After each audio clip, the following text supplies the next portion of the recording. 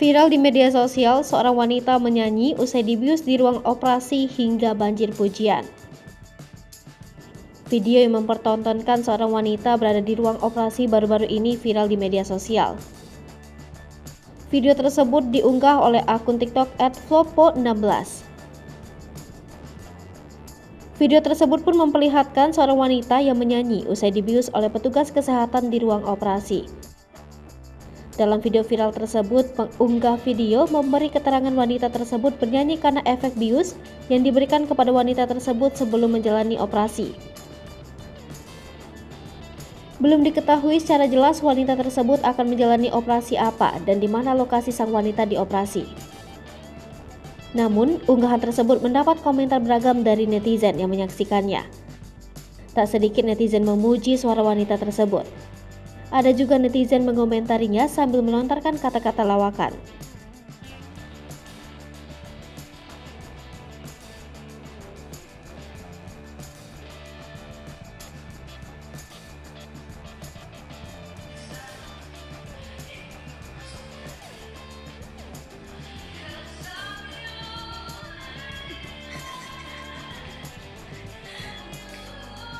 Harus viral sih, harus viral.